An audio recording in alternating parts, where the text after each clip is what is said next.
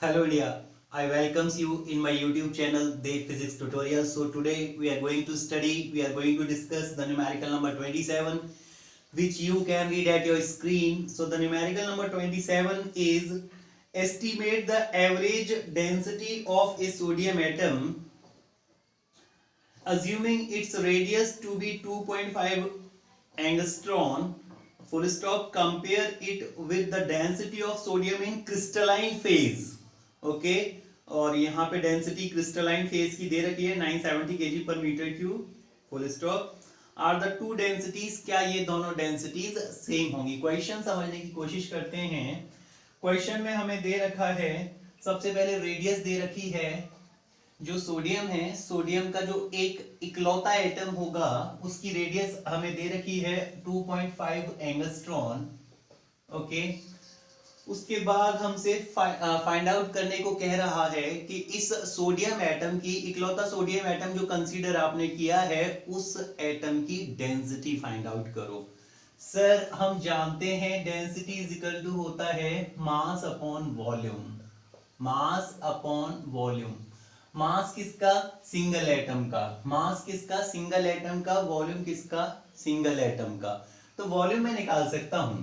Single atom का volume कितना होगा वो मैं निकाल सकता हूं, क्योंकि वॉल्यूम का फॉर्मूला होता है, सोडियम का जो एटम होता है वो शेप में कैसा होता है सर? स्फेरिकल होता है. स्फेरिकल होता है तो वॉल्यूम हो जाएगा 4/3 पाई इंटू उसकी रेडियस का होल क्यूब. और रेडियस एंगस्ट्रॉन में है. किस में कन्वर्ट करेंगे? मीटर में. कैसे कन्वर्ट करते हैं? 10⁻10 का मल्टीप्लाई करके. और 4/3 पाई इंटू रेडियस का होल क्यूब होता है, तो यहाँ होल क्यूब हमने लगा दिया. यहां से वॉल्यूम आ जाएगा, कोई प्रॉब्लम की बात नहीं है. यहां से वॉल्यूम आ जाएगा. एक टास्क मेरा कंप्लीट होता है. सिंगल एटम का वॉल्यूम मैंने निकाल लिया है. Single atom volume. Sir single atom का मास निकालना बाकी है. कैसे निकालेंगे सर? एक बात हम जरूर जानते हैं कि एवोगैड्रो नंबर के बारे में हम थोड़ा सा जानते हैं. एवोगैड्रो नंबर के बारे में ये जानते हैं कि 6.023 इंटू 10⁻23 एवोगैड्रो नंबर लिखा है मैंने. इसका जो मास होता है सोडियम के लिए वो होता है 23 ग्राम. 6.023 इंटू 10⁻23 सोडियम के एटम्स को अगर मिला दिया जाए तो उसका मास बनता है 23 ग्राम. यही एवोगैड्रो नंबर होता है. जो नंबर है ये उसके मास नंबर के बराबर होता है. मतलब अगर इतने सारे एटम्स को मिला देंगे तो सोडियम के 23 ग्राम बन जाएंगे. आपको ये लाइन बहुत अच्छे से याद रखनी है. और हर एक के लिए, जैसे अगर मैं हीलियम की बात करता तो मैं हीलियम के लिए ऐसा कह सकता था कि 6.023 इंटू 10⁻23 एटम्स हीलियम के बनाएंगे 4 ग्राम मास. जो भी उसका मास नंबर होता है उतना ही मास वो कॉन्स्टिट्यूट कर लेते हैं. कितने एटम्स हैं? इतने. तो एक एटम का मास कितना होगा? इतने एटम्स का मास 23 ग्राम. तो एक एटम का मास होगा 23 अपॉन में ये नंबर 6.023 इंटू 10⁻23 ग्राम आ जाएगा. लेकिन मास आपको केजी में निकालना है तो 10⁻³ का मल्टीप्लाई कर देंगे. एक एटम का मास आ गया. मास of one atom. Mass of one atom, volume of one atom, दोनों की वैल्यूज को पुट कर दो तो डेंसिटी आ जाती है. वो जो एटम है सोडियम का उसकी डेंसिटी आ जाती है, जो भी मास है 23/6.023 इंटू 10⁻23 है इंटू 10⁻³ इसको डिवाइड कर देंगे वॉल्यूम से. वॉल्यूम है इसको 4/3 पाई इंटू 2.5 इंटू 10⁻10 का होल क्यूब. अब हमें ज्यादा कुछ नहीं करना, बस इस छोटी सी एक्सप्रेशन को सॉल्व करना है. तो इसको सॉल्व करने के बाद हमें एवरेज डेंसिटी कितनी हो सकती है सोडियम के एक एटम की वो मिल जाएगी. Density, average density. और इसको सॉल्व करके जो वैल्यू आ रही है वो है 0.58 into 10⁻³ kg per metre cube. ये एवरेज डेंसिटी हो गई सोडियम के एक एटम की. यही फाइंड आउट करने के लिए हमसे कहा गया था. अब बाद में इस क्वेश्चन में एक पार्ट और इंक्लूड किया गया है, कंपैरिजन करने के लिए बोल रहा है. किस किस के बीच में? इस एवरेज डेंसिटी को क्रिस्टलाइन डेंसिटी से कंपेयर करने को बोला गया है. क्रिस्टलाइन डेंसिटी मतलब अब आपको सोडियम का एक क्रिस्टल दे दिया जाता है इस तरीके से, और सोडियम के इस क्रिस्टल के अंदर बहुत सारे एटम्स होंगे, किसके? सोडियम के। तो अब आपको इस क्रिस्टल की जो डेंसिटी दी जा रही है क्वेश्चन में, वो दी जा रही है 970 केजी पर मीटर क्यूब, लेकिन यहाँ 10 की पावर 3 है। कंपेयर अगर करना है तो इसको भी 10 की पावर 3 की फॉर्म में कन्वर्ट करना होगा। ये आ जाता है 0.97 इंटू 10 की पावर 3, यूनिट वही रहेगी केजी पर मीटर क्यूब। देखिए ऑर्डर ऑफ मैग्नीट्यूड चेक करो, ऑर्डर ऑफ मैग्नीट्यूड इसका भी 10 की पावर 3 है, ऑर्डर ऑफ मैग्नीट्यूड इसका भी 10 की पावर 3 है, मतलब दोनों की डेंसिटी ऑलमोस्ट लगभग सेम है।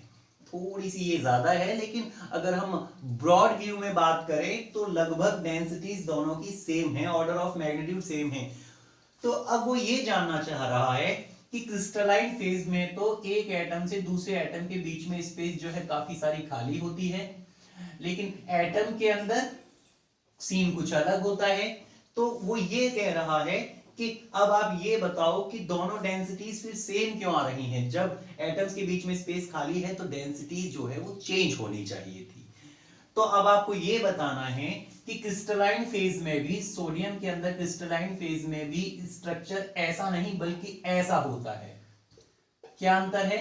अंतर ये है, अब मैंने एक एटम से दूसरा एटम बनाने के टाइम बिल्कुल भी स्पेस नहीं छोड़ी है।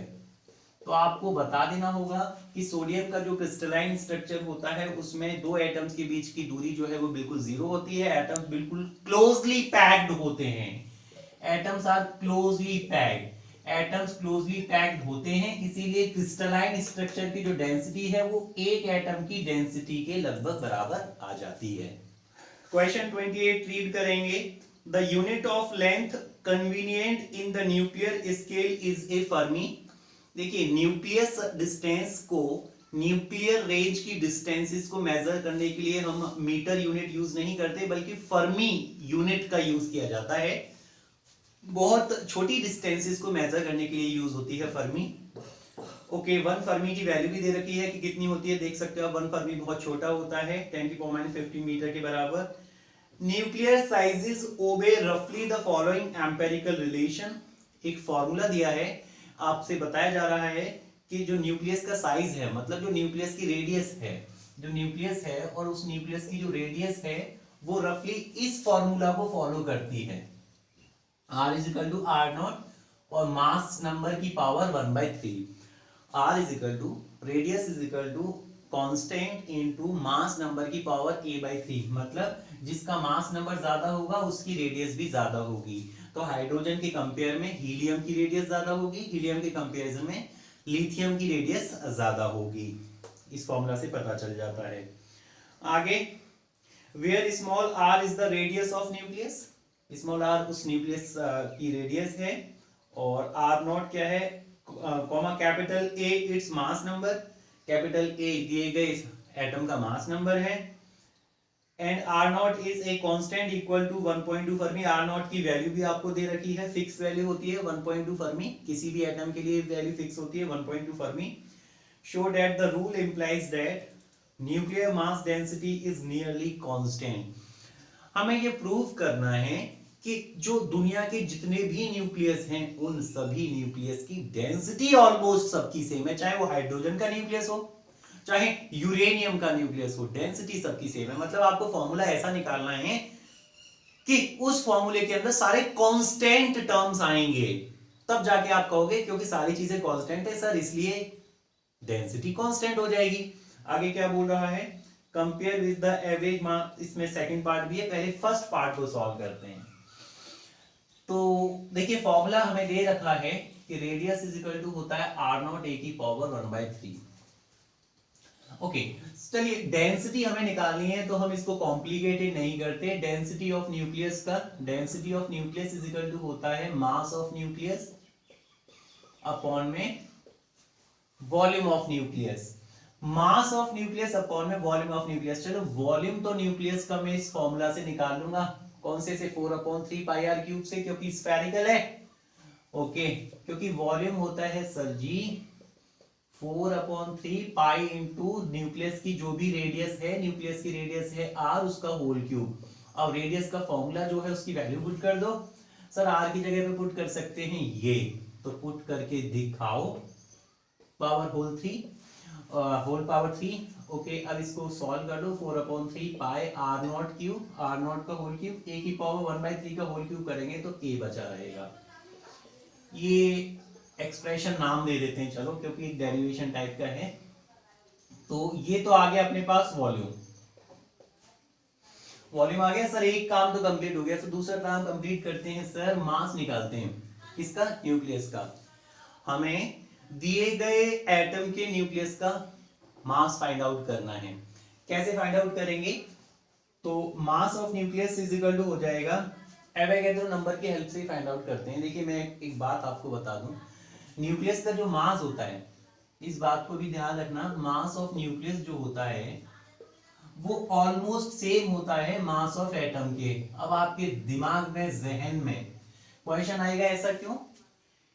क्योंकि न्यूक्लियस के अंदर होते हैं प्रोटॉन और न्यूट्रॉन, जिनके पास खूब अच्छा खासा मास होता है, और न्यूक्लियस के बाहर होते हैं इलेक्ट्रॉन, जिनका मास नेग्लिजिबल होता है। तो एटम्स का मास जब इलेक्ट्रॉन्स का मास नेग्लिजिबल है, तो पूरे एटम का मास हम न्यूक्लियस के मास के बराबर मान सकते हैं। ओके, तो अब मैं मुद्दा वही है, मास कैसे निकालूंगा? एटम का मास निकाल लो, वो न्यूक्लियस के मास के बराबर ही होगा। कैसे निकालेंगे? वही एवोगैड्रो नंबर की हेल्प से।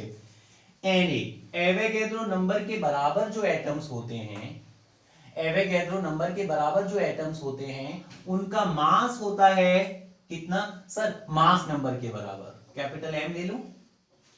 ओके, मास नंबर को कैपिटल ए ले रहे हैं, तो कैपिटल ए ले लिया। वापस सुनो मैं क्या बोल रहा हूं। किसी भी एटम के 6.023 इंटू 10 की पावर 23 एटम्स को मिला देंगे, तो कितना मास बन जाएगा उस एटम का? उसके मास नंबर के बराबर।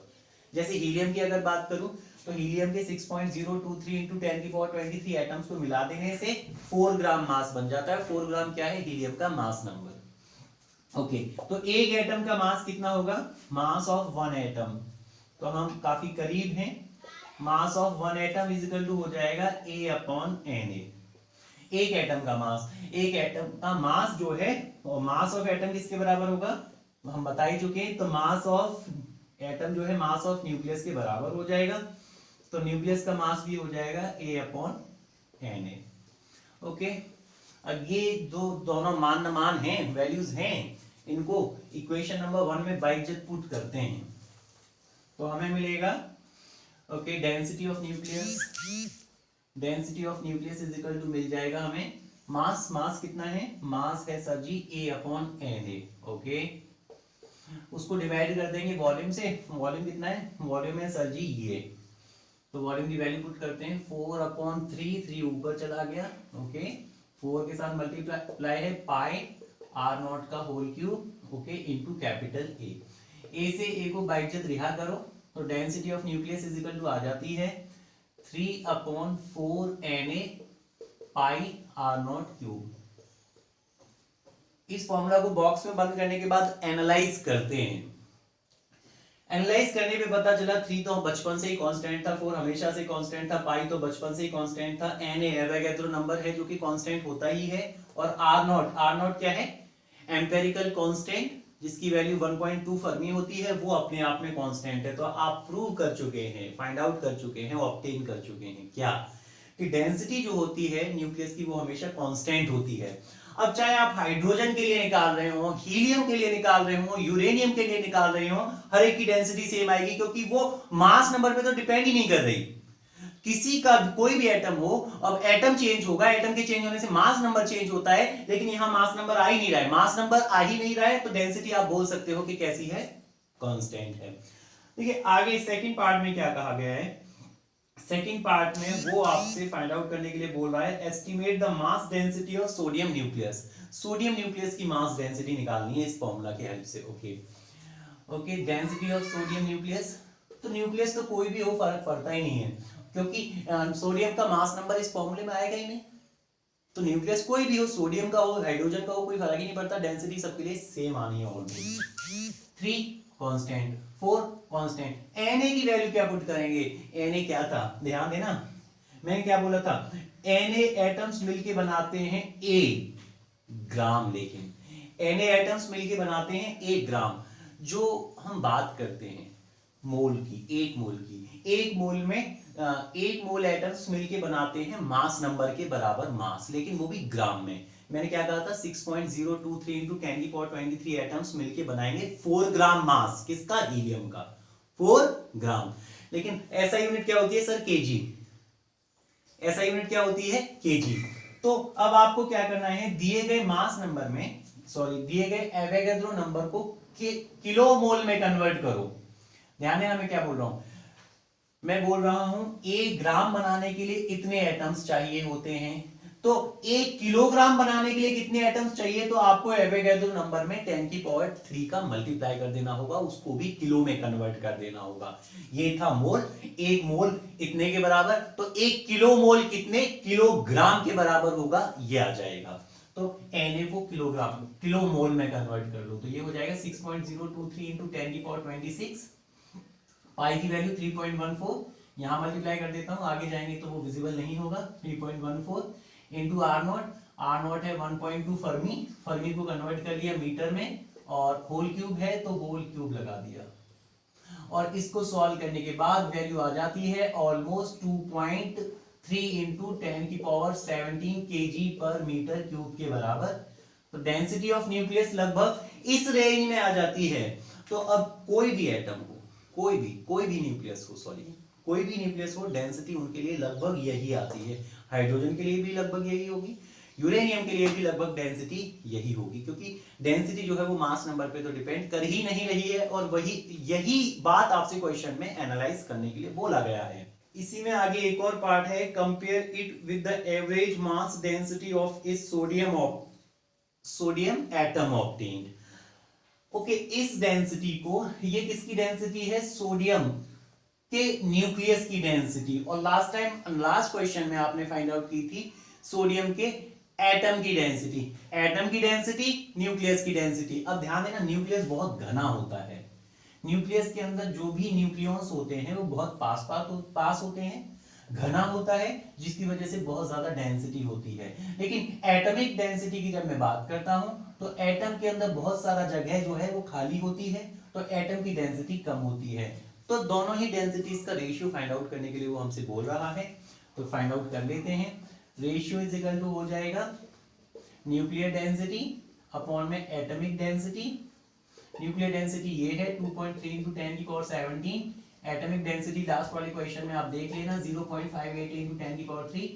ओके, ये ज्यादा मायने नहीं रखता, ऑर्डर निकाल लो, 10 की पावर का ऑर्डर निकाल लो कि ये लगभग कितना आएगा, तो ये आ जाएगा लगभग 10⁻14।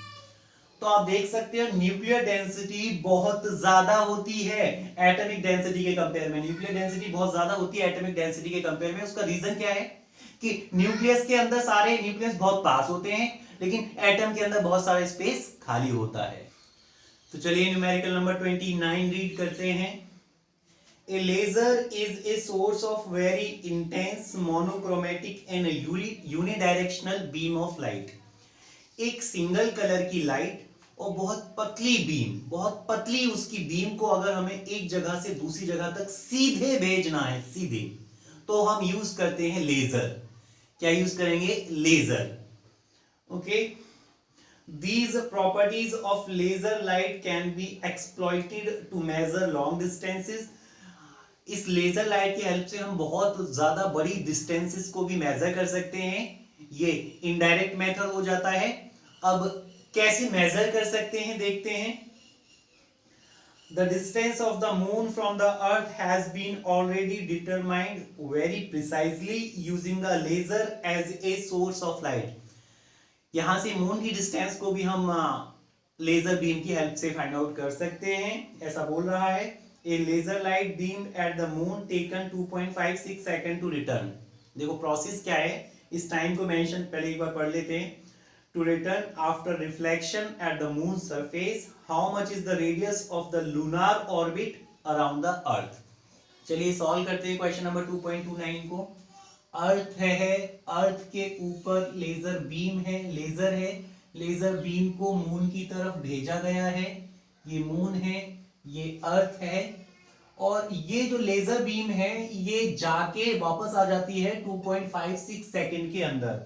टाइम जो दिया है वो दिया है 2.56 सेकेंड। ओके, इतने टाइम में ये वापस आ जाती है। मान लो अर्थ से मून की डिस्टेंस स्मॉल डी है, तो जाना और आना टोटल कितना डिस्टेंस हो गई सर? टोटल डिस्टेंस हो जाती है उस केस में 2d के बराबर। टोटल डिस्टेंस हो गई 2d के बराबर। ओके, टोटल टाइम आपको बताइए। टोटल टाइम दिया गया है सर, टाइम की वैल्यू दी गई है 2.56 सेकेंड। तो ये जो बीम है, ये बीम चलेगी किससे? स्पीड ऑफ लाइट की बराबर स्पीड से ये बीम चलेगी। स्पीड ऑफ लाइट की स्पीड से ये लेजर बीम यहां से अर्थ से मून तक पहुंचेगी। तो स्पीड क्या है? स्पीड है सर इसकी c, क्योंकि स्पीड का फॉर्मूला होता है टोटल डिस्टेंस अपॉन में टोटल टाइम। तो यहां से हमें तो डिस्टेंस पता करनी है, तो डिस्टेंस का फॉर्मूला हो जाता है speed into time, speed into time divided by ये वाला 2, speed into total time divided by 2। Okay, अब क्वेश्चन के according c speed of light की वैल्यू होती है 3 × 10⁸, टाइम दिया गया है 2.56 सेकेंड। ओके, अपॉन में 2 से डिवाइड कर देंगे, तो इसको सॉल्व करने के बाद अपने पास आंसर आता है 3.84 × 10⁸ मीटर। इसका मतलब ये हुआ अर्थ से मून की डिस्टेंस नियर अबाउट ये है। Let's read the question number 30। A sonar, sound navigation and ranging uses ultrasonic waves to detect and locate objects underwater. In a submarine equipped with a sonar, the time delay between generation of a probe wave and the reception of its echo after reflection from an enemy submarine is found to be 77 seconds. Okay, time 77 second दिया जा रहा है। समझते हैं कह क्या रहा है। सोनार की फुल फॉर्म दी जा रही है साउंड नेविगेशन एंड रेंजिंग। सोनार क्या करता है? अल्ट्रासोनिक साउंड वेव्स को यूज करता है, और अल्ट्रासोनिक साउंड वेव्स को एक जगह से दूसरी जगह तक भेजता है, और उस जगह से रिफ्लेक्ट होके वो वेव आपके पास वापस आ जाती हैं। इस पूरे प्रोसेस में जो टाइम लग रहा है 77 सेकेंड लग रहा है।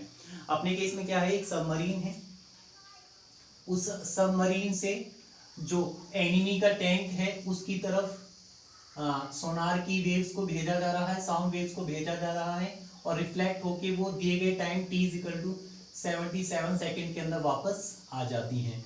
मान लो सबमरीन से लेके दुश्मन का जो एनिमी का जो टैंक है उसकी जो डिस्टेंस है वो स्मॉल d है, और स्पीड आपको दे रखी है, जो अल्ट्रासोनिक साउंड वेव्स होती हैं उनकी स्पीड दे रखी है c = 1450 मीटर पर सेकेंड। पूछा गया है, आपसे पूछा गया है कि यहां से सबमरीन से लेके एनिमी के टैंक की डिस्टेंस दूरी क्या होगी, वो दुश्मन जो है आपसे कितनी दूरी पे है ये पता करना है। आपने क्या किया? सोनार की हेल्प से साउंड वेव्स को यहाँ से भेजा, वो रिफ्लेक्ट होके यहाँ से रिफ्लेक्ट होके वापस आपके पास तक 77 सेकंड में पहुंच रही है। सेम लास्ट क्वेश्चन की तरह है, क्योंकि स्पीड का फॉर्मूला होता है टोटल डिस्टेंस। टोटल डिस्टेंस कितनी हो जाएगी? जाना d और आना d, तो टोटल डिस्टेंस हो जाएगी 2d अपॉन में टोटल टाइम t है, तो यहाँ से डिस्टेंस का फॉर्मूला हो जाएगा speed into time divided by 2। Speed कितनी है? 1450 into time 77 second divided by 2। तो इसको सॉल्व करने के बाद जो डिस्टेंस आ रही है, सॉल्व करने के बाद डिस्टेंस आ जाती है 55.8 इंटू 10⁻³ मीटर। तो let's read the question number 31। Question number 31 read करते हैं। The farthest objects known as quasars, okay, in our universe are so distant that light emitted by them takes billions of years to reach the earth. Okay, what is the distance in kilometer of a quasar from which light takes 3 billion years to reach us? Time दे रखा है 3 billion years का, 3 billion years time दे रखा है। देखिए कहानी क्या है, क्वेश्चन में ऐसा कहा गया है कि अर्थ से, ये अपना अर्थ है, अर्थ से सबसे ज्यादा डिस्टेंस पे जो है उन्हें क्वासर्स बोलते हैं। इनकी डिस्टेंस सबसे ज्यादा होती है, क्वासर्स जो हैं, क्वासर की डिस्टेंस सबसे ज्यादा है कहां से? अर्थ से। ऐसा कहा जाता है कि क्वासर से जो लाइट चलती है वो अर्थ तक पहुंचने में बिलियंस ऑफ ईयर्स लेती है। देखिए बिलियंस को कन्वर्ट करते हैं, जैसे मिलियन होता है उसी का भाई है बिलियन। मिलियन कितना होता है? 10⁻⁶, लेकिन यहाँ क्या है? बिलियन। बिलियन क्या होता है? 10⁻⁹। तो 3 बिलियंस को लिख सकते हैं 3 × 10⁻⁹ ईयर्स। ये टाइम पता चल गया। अब आपसे अर्थ से क्वासर के बीच की डिस्टेंस पूछी जा रही है। मान लो ये डिस्टेंस है d। अर्थ से क्वासर के बीच की जो डिस्टेंस है वो हमने मान ली d है। ओके, क्वासर से क्या चल रहा है? लाइट। और लाइट की स्पीड कितनी होती है? स्पीड ऑफ लाइट c के बराबर। c इज इक्वल टू क्या है? Speed of light. Speed of light से क्वासर से लाइट पहुंचती है अर्थ तक, तो फॉर्मूला लगा देंगे। सिंपल वाला फॉर्मूला क्या होता है? Distance is equal to speed into time. Speed कितनी है? 3 इंटू 10⁸ मीटर पर सेकेंड। और टाइम कितना है? ईयर्स में दे रखा है, इसको सेकंड में कन्वर्ट करेंगे तो 3 इंटू 10 इंटू 10⁹ 3 इंटू 10⁹ को ईयर्स में कन्वर्ट कैसे करेंगे? एक साल में होते हैं 365 दिन, 365 से मल्टीप्लाई, और एक दिन में होते हैं 24 आवर्स। ओके, और एक आवर में होते हैं 60 मिनट, और एक मिनट में होते हैं 60 सेकेंड। इसको सॉल्व करके हमें डिस्टेंस की वैल्यू पता चल जाती है। किसमें? मीटर में पता चल जाएगी, क्योंकि मीटर पर सेकंड यहाँ स्पीड ले रखी है और टाइम को किस में ले रखा है? सेकंड में। तो ऐसा यूनिट सिस्टम के अंदर ही यहाँ पे डिस्टेंस मिल जाती है। ओके, तो फाइनल आंसर आ जाता है इसको सॉल्व करने के बाद 2.84 इंटू 10⁻25 मीटर। तो क्वासर से अर्थ के बीच की डिस्टेंस है जो कि बहुत ज्यादा है। Let's read the question number 32. It is a well-known fact that during a solar eclipse मतलब सूर्य ग्रहण, okay, the disk of the moon almost completely covers the disk of the sun. सूर्य ग्रहण के टाइम जो मून की disc है वो सन की disc को कंप्लीटली कवर करती है। वो डायग्राम में हम देख लेंगे कैसे करती है। From this fact and from the information that sun's angular distance alpha is measured to be 1920 second, theta दे रखा है 1920 सेकंड, 1920 सेकंड का एंगल बनाता है। कौन? सन की डिस्क। कहां? अर्थ पे। कहां पे? अर्थ पे। जो पर्सन उसको देख रहा है, किसको? सन को। एंगल कितना बन रहा है? सन के डायमीटर का अर्थ पे 1920 second. Okay, determine the approximate diameter of the moon. Dia of moon हमें पता करना है, डाया ऑफ मून हमें फाइंड आउट करना है। ओके, अर्थ से मून की डिस्टेंस जो है, डिस्टेंस कहां से? अर्थ से। किसकी? मून की। ये हमें दे रखी है 3.8452 इंटू 10⁸8 मीटर। ये डिस्टेंस दे रखी है अर्थ और मून के बीच की। हमें क्या फाइंड आउट करना है? हमें dia of moon find out करना है। देखो, सोलर एक्लिप्स, सूर्य ग्रहण होता कैसे है? सूर्य ग्रहण मतलब जब हमारे पास सूर्य की रेज नहीं आ रही होती हैं अर्थ के ऊपर, सूर्य की रेज जब नहीं पहुंचती हैं, उसी को बोलते हैं क्या? Solar eclipse. देखते हैं। ओके, आज स्टार्ट करते हैं सोलर एक्लिप्स। अर्थ है अपना प्यारा रेस्पेक्टेड अर्थ। ओके, यहाँ है सन की डिस्क ऐसी है। यहाँ पे कोई पर्सन अगर देख रहा होगा तो डायमीटर के द्वारा जो एंगल यहाँ बन रहा होगा अल्फा, वो दिया गया है 1920 सेकेंड। ओके, अब सूर्य ग्रहण के टाइम ये सन है, रेस्पेक्टेड अर्थ यहाँ है। सोलर एक्लिप्स के टाइम जो ये कोन बन रहा है, इसी कोन के अंदर एग्जैक्टली फिट हो जाएगा मून, या फिर कह लो कि मून के डायमीटर के दोनों अपोजिट एंड्स को देखेंगे तो सेम एंगल यहां पे बनेगा। ओके, अगर ये मून छोटा होता, मून की जो डिस्क है वो छोटी होती, तो सन की रेज अर्थ तक पहुंच रही होती, उस टाइम सोलर एक्लिप्स नहीं होता। लेकिन अगर मून इतने बीच में आया है, मून की डिस्क ने भी बराबर एंगल यहां बनाया है, तो आपको ध्यान रखना होगा सन की डिस्क और मून की डिस्क का एंगल जब सेम हो जाता है उस टाइम पे सोलर एक्लिप्स होता है। तो मून की डिस्क ने भी जो एंगल यहां बनाया है वो सेम बनाया है, alpha is equal to 1920 second. और हमें मून से अर्थ की डिस्टेंस दे रखी है। डिस्टेंस कहां से? अर्थ से। कहां की? मून की हमें गिवन है। और हमें ये पता करना है मून का डायमीटर, इसे मैं लिख देता हूं, डायमीटर ऑफ मून हमें पता करना है। ये डायमीटर ऑफ मून हमें पता करना है।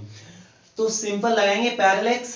पैरेलैक्स हमें दिया गया है, एंगल कितना बन रहा है वो हमें दिया गया है। हम जानते हैं, क्या जानते हैं? ये वाला angle is equal to angle is equal to होता है arc upon radius, arc upon radius. इसी फॉर्मूला को थोड़ा सा मॉडिफाई कर लेते हैं सिचुएशन के according. Angle alpha is equal to हो जाएगा आर्क, आर्क मतलब एंगल के सामने वाली ये जो चीज होती है ये आर्क कहलाती है। आर्क मतलब किसके बराबर है, यहाँ डायमीटर ऑफ मून के बराबर है सर। तो डायमीटर ऑफ मून अपॉन में रेडियस, रेडियस मतलब यहां से यहां तक की दूरी, यहां से यहां तक की दूरी मतलब अर्थ से मून की दूरी, ये रेडियस कहलाती है। और ये रेडियस जो है किसके बराबर दे रखी है, डिस्टेंस अर्थ से मून की, डिस्टेंस ऑफ अर्थ मून ये दे रखा है। हमें तो ये पता करना है डीएम, तो डीएम इज इक्वल टू हो जाएगा diameter of moon is equal to हो जाएगा डिस्टेंस कहां से, अर्थ से मून, और इनटू अल्फा, अल्फा बोले तो एंगल। ओके, अब बाकी सारी चीजें दी हैं भाई, डीईएम की वैल्यू पुट कर दे, मीटर में पुट कर रहा है 3.8452 इंटू 10 की power 8 metre into alpha, alpha जो है तेरे को सेकंड में दिया गया है, लेकिन एंगल की जो ऐसा यूनिट होती है वो क्या होती है, रेडियन होती है, इसलिए इस एंगल को तुझे रेडियन में कन्वर्ट करना पड़ेगा। काय को, क्योंकि फॉर्मूला में जब भी वैल्यू पुट करते हैं तो एसआई यूनिट सिस्टम के अंदर ही न्यूमेरिक वैल्यूज होनी चाहिए। तो 1920 सेकंड को कैसे कन्वर्ट करेंगे, 1920 में मल्टीप्लाई कर देंगे pi upon 180 into 60 into 16। So you have to keep in your mind pi upon 180 into 60 into 60 से मल्टीप्लाई कर देने से सेकंड जो है किस में कन्वर्ट हो जाता है, रेडियन में। 1920 सेकंड को रेडियन में कन्वर्ट करने के लिए हमने इससे मल्टीप्लाई कर दिया है। और इसको सॉल्व करने के बाद हमें डायमीटर ऑफ मून पता चल जाएगा 3.581 इंटू 10 की पावर 6 मीटर। इस वैल्यू को सॉल्व करने के बाद जो फाइनल आंसर मिल रहा है, डायमीटर ऑफ मून मिल रहा है 3.581 इंटू 10 की पावर 6 मीटर है।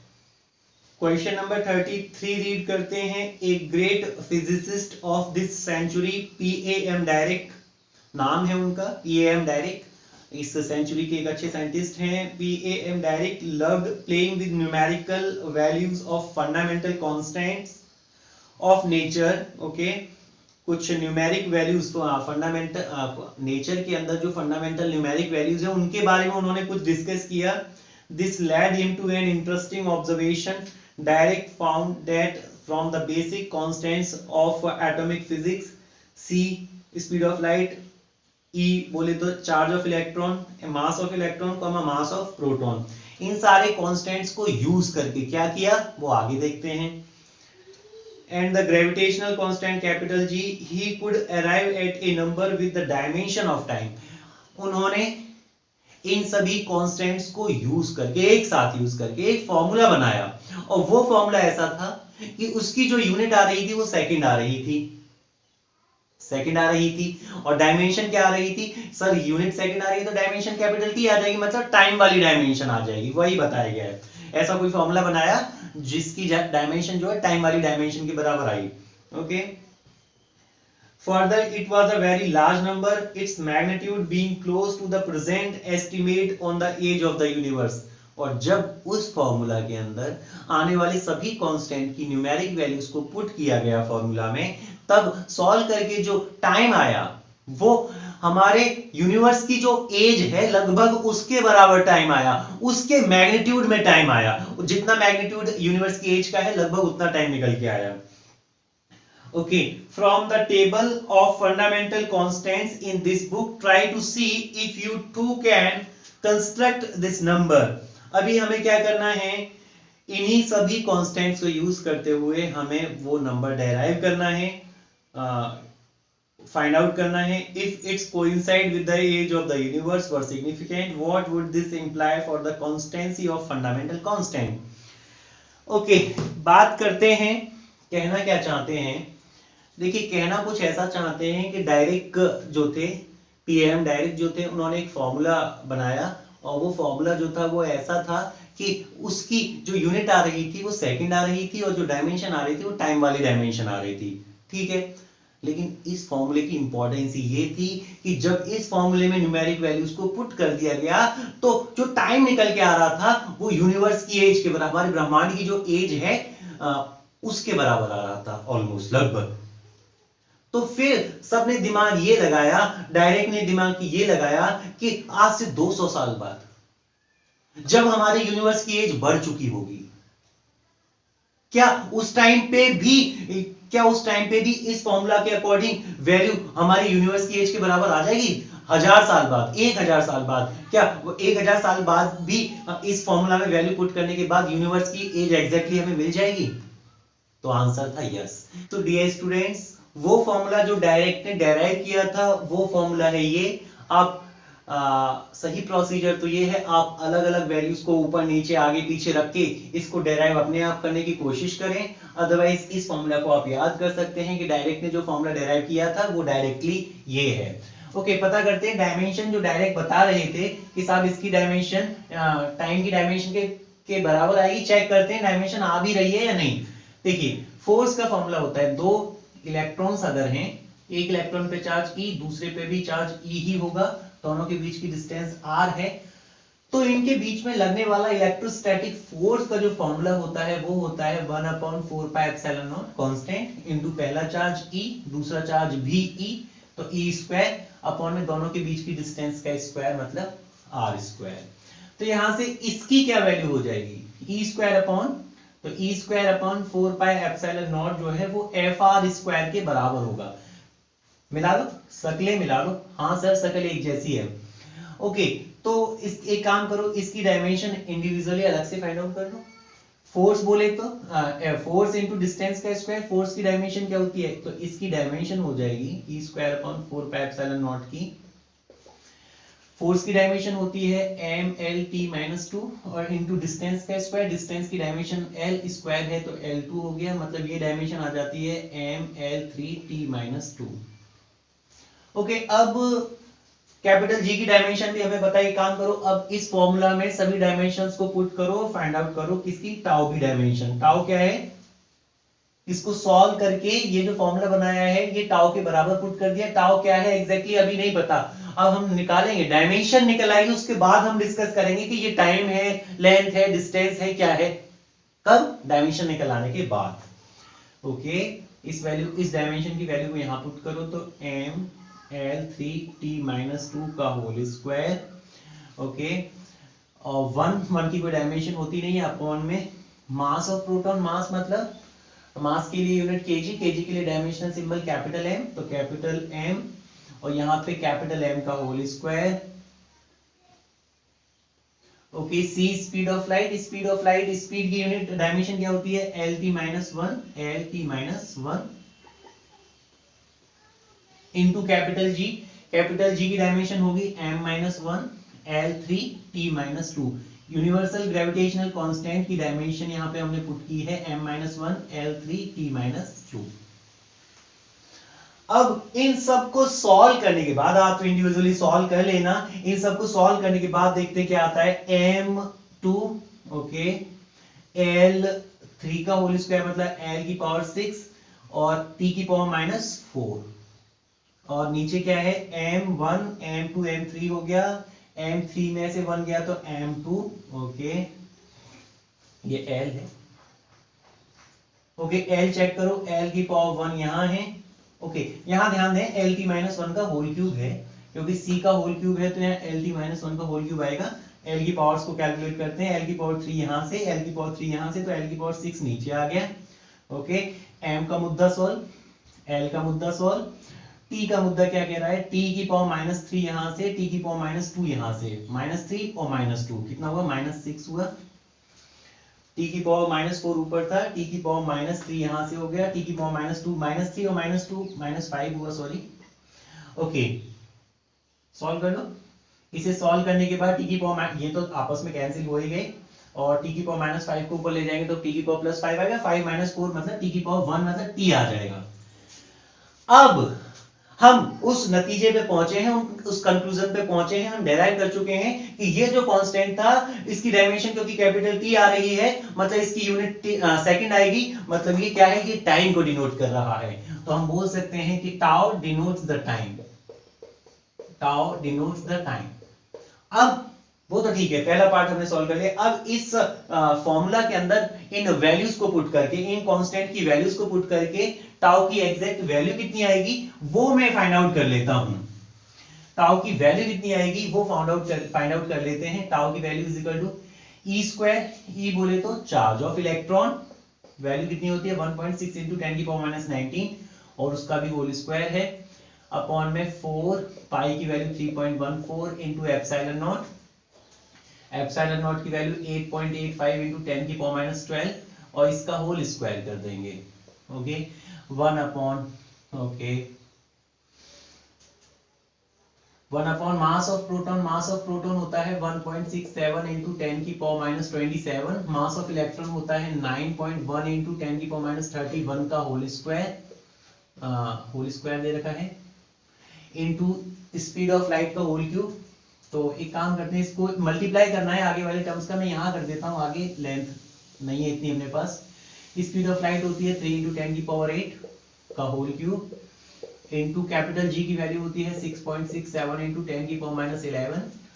तो ये अब हमें सॉल्व करना है, बस मुद्दा इतना सा है, ये छोटी सी वैल्यू को सॉल्व करना है और आंसर हमें लेके आना है। इसको सॉल्व करने के बाद पूरी वैल्यू को सॉल्व करने के बाद टाउ की वैल्यू टाइम की वैल्यू अपने पास सेकंड में ये आ जाती है। इसको ईयर में कन्वर्ट करते हैं तो ईयर में कन्वर्ट करने के लिए 2.13 इंटू 10 की पावर 16 सेकंड को आपको डिवाइड कर देना होगा। इस वैल्यू को डिवाइड कर देंगे 3.156 इंटू 10 की पावर 7। तो आपको ध्यान रखना है जब भी आपको सेकंड को कन्वर्ट करना है ईयर्स में, सेकंड को कन्वर्ट करना है ईयर्स में, तो आपको इस नंबर से डिवाइड कर देना होगा 3.156 इंटू 10 की पावर 7।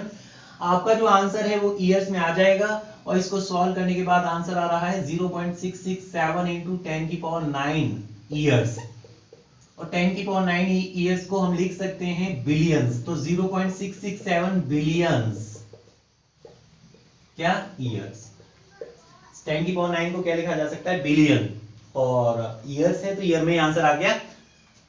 तो फाइनल आंसर जो आता है टाइम का, इसको सॉल्व करके ये आ जाता है 0.667 बिलियन ईयर्स। अब देखिए मुद्दे की बात क्या थी, क्या है देखिए इन कांस्टेंट्स की वैल्यूज को पुट करके अपने पास जो टाइम आ रहा है वो हमारे यूनिवर्स की जो एज है लगभग उसी के मैग्नीट्यूड में आ रहा है, उसी के लगभग बराबर आ रहा है, लगभग बराबर आ रहा है।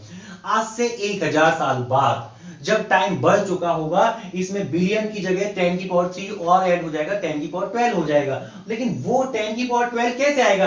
अगर इन्हीं वैल्यूज को पुट करोगे तो आगे भी 1000 साल के बाद भी आंसर ये आना चाहिए था। तो फिर डायरेक्ट ने बताया क्योंकि एज, यूनिवर्स की एज बढ़ रही है, यूनिवर्स की एज बढ़ने के लिए अब इन कांस्टेंट की वैल्यूज को भी चेंज होना पड़ेगा। यूनिवर्स की एज के साथ साथ इन कांस्टेंट की वैल्यूज को भी चेंज होना पड़ेगा। ये कांस्टेंट की वैल्यू चेंज होंगी तब जाके ही टाइम की वैल्यू 1000 साल के बाद फिर वापस से सही आ जाएगी। क्लियर? तो ये थी